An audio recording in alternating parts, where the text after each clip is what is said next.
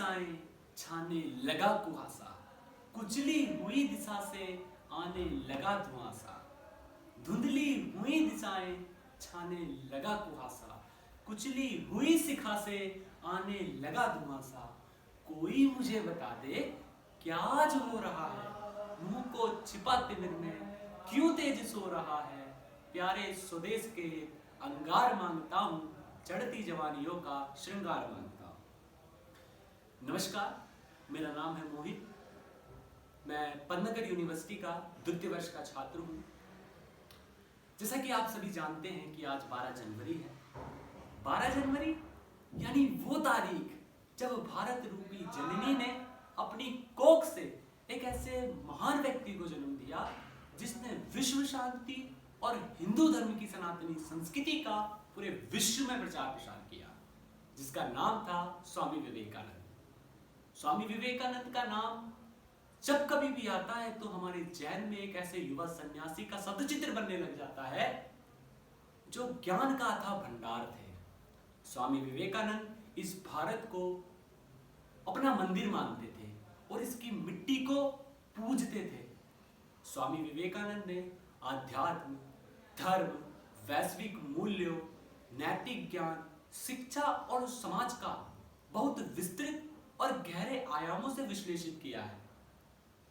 स्वामी विवेकानंद का विश्वास, उनका साहस और उनका विवेक हमें युगों युगों तक प्रेरित करता रहेगा। गुलाम भारत की युवा पीढ़ी को संबोधित करते हुए स्वामी विवेकानंद कहते हैं कि उठो, जागो और तब तक मत रुको जब तक कि आपको सफलता ना मिल जाए। वो कहते थे कि आप जिस भी चीज को पाना चाहते हो उसका सपना देखो, उसको उस भाव से जियो, उस भाव को अपनी मांसपेशियों में, अपनी धमनियों में उस भाव को स्थान दो, तो निश्चित रूप से आपको वो चीज प्राप्त हो जाएगी। ना जाने ऐसे कितने उन्होंने प्रेरणादायक विचार इस युवा पीढ़ी को लिए कहे। और आज 12 जनवरी को हम उनके जन्मोत्सव के रूप में ही बनाते हैं और उनके जन्मदिन को हम युवा दिवस के रूप में मनाते हैं। आज मैं आप सभी से एक प्रश्न करना चाहता हूं और इसी प्रश्न के ही चारों ओर मेरी आज की बातें चलेंगी। प्रश्न है कि क्या 21वीं शताब्दी में 21वीं सदी का युवा क्या इस भारत को विश्व गुरु बनाने के लिए सक्षम है या नहीं? ये मेरा आपसे प्रश्न है।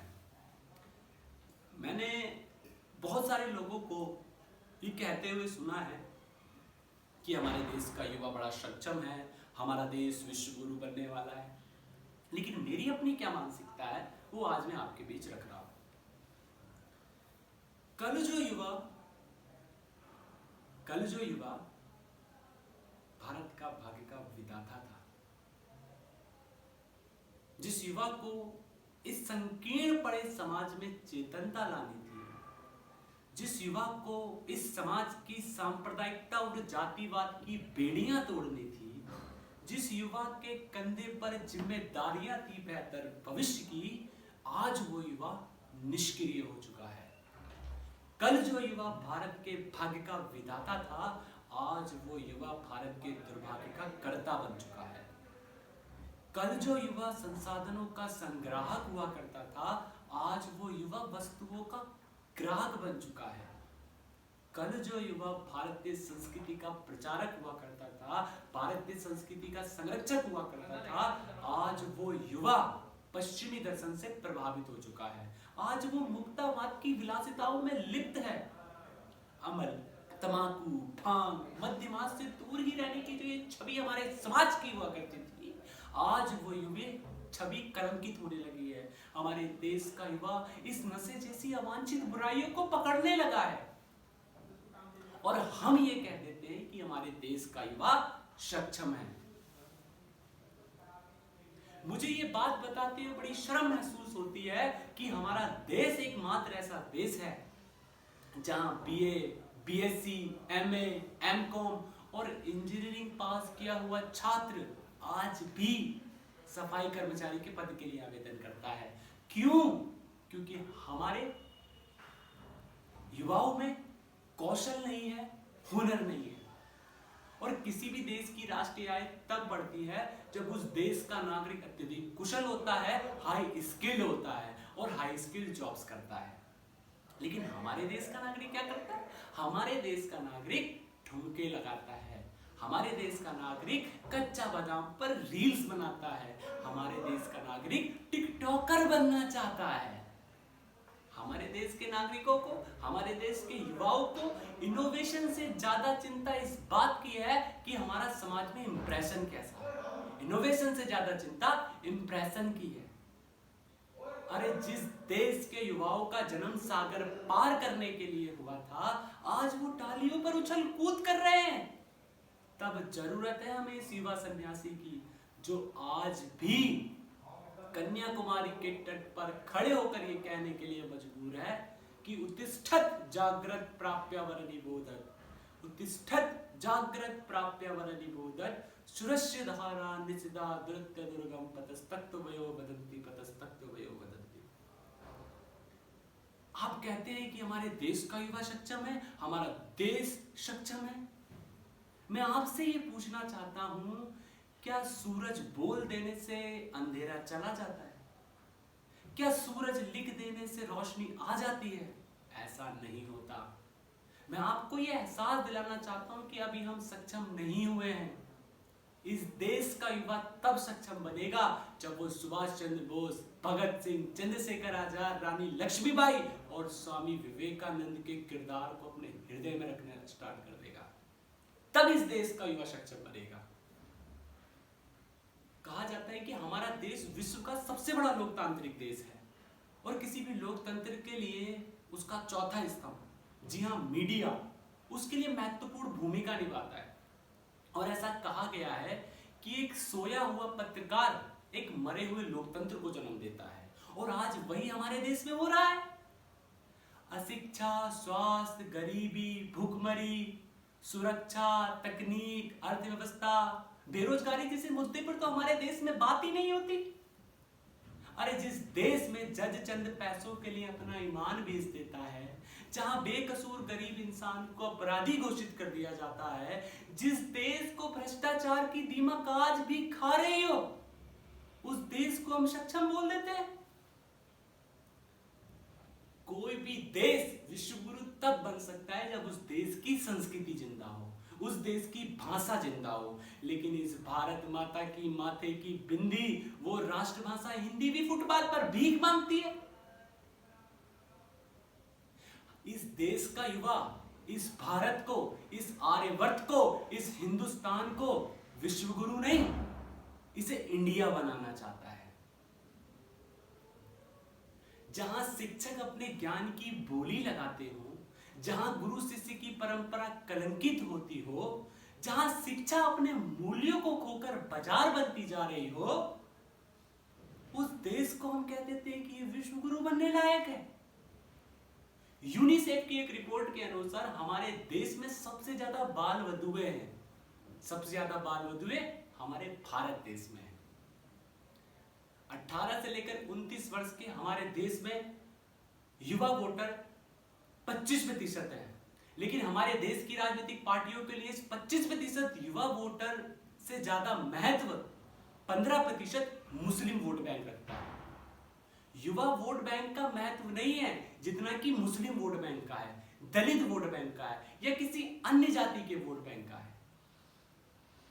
आप ये सोच रहे होंगे ये देश की बुराई कर रहा है, सिस्टम की बुराई कर रहा है। मुझे गुस्सा आता है श्रीमान, मुझे गुस्सा आता है जब शिक्षक अपने छात्रों को पाठ्यक्रम में बांधकर रख देते हैं। मुझे गुस्सा आता है जब इस देश में पैदा होने वाला नागरिक इस देश की अमानत को विदेश ले जाता है। मुझे गुस्सा आता है। मुझे गुस्सा तब आता है, मैं इस देश को आंख तब दिखाता हूं जब 5 साल की छोटी सी बच्ची के साथ बलात्कार जैसे कुकृत्य को अंजाम दिया जाता है और उस श्रद्धा के 35 टुकड़े कर दिए जाते हैं। मुझे गुस्सा तब आता है। अरे इस भारत की संस्कृति तो वासुदेव कुटुंबकम का पैगाम देती है, फिर क्यों इस देश के युवा की सोच अपने आप में सीमित हो गई है?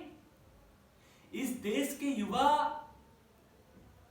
बातें तो बड़ी बड़ी करते हैं, इस देश के युवा बातें तो बहुत बड़ी बड़ी करते हैं, अपने अधिकारों का परचम तो लहराते हैं, लेकिन अपने कर्तव्यों को दरकिनार करते हैं। यहां युवा बहुत बड़े बड़े हैं, लोग बहुत बड़े बड़े हैं, लेकिन नियतें बहुत छोटी छोटी हैं। आज यहां का युवा अपने आप को बड़ा दिखाना चाहता है। आज हर इंसान अपना स्वार्थ सिद्ध करना चाहता है, लेकिन इस देश के विषय में कोई नहीं सोचता। हर चीज के लिए हम अपना श्रेय लेना चाहते हैं, हर चीज में हम अपना श्रेय लेना चाहते हैं। जब एक फूल खिलता है तो ये कहा जाता है कि माली ने बड़ी मेहनत से, अपने खून पसीने से इस फूल को जवान किया है। लेकिन एक फूल केवल किसी एक इंसान की मेहनत से जवान नहीं होता। अगर आप उस गार्डनर के पास जाएंगे, उस माली के पास जाएंगे, अगर आप उससे पूछोगे कि क्या ये तेरी खुद की मेहनत है, अगर एक सच्चा नागरिक होगा, अगर वो एक सच्चा माली होगा, तो वो आपसे ये कहेगा कि नहीं। वो कहेगा कि अगर सूरज की रोशनी नहीं होती तो इस फूल में बढ़ने की क्षमता ना आती। अगर आप उस सूरज के पास जाओगे, उस सूरज से पूछोगे, अगर वो एक सच्चा सूरज होगा, तो वो ये कहेगा कि अगर ठंडी हवा नहीं चलती तो इस फूल में ताजगी नहीं आती, इस फूल में ठंडक नहीं आती।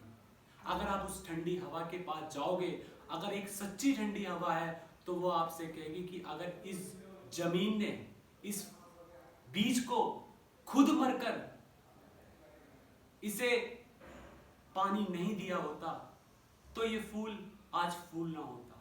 वैसे ही मित्रों, ये देश किसी एक के करने से आगे नहीं बढ़ेगा। हम सबको संगठित होकर इसके लिए काम करना पड़ेगा, तभी ये देश सक्षम बनेगा और तभी एक युवा का युवा होना सार्थक सिद्ध हो पाएगा। अंत में मैं ज्यादा नहीं बोलना चाहता, बस 4 पंक्तियां बोलकर अपनी वाणी को विराम देता हूं कि कथानक व्याकरण समझे तो सुरभित छंद हो जाए, हमारे देश में फिर से सुखद मकरंद हो जाए। मेरे ईश्वर मेरे मालिक ये मोहित मांगता तुझसे, युवा पीढ़ी संभल करके विवेकानंद हो जाए। बहुत बहुत धन्यवाद।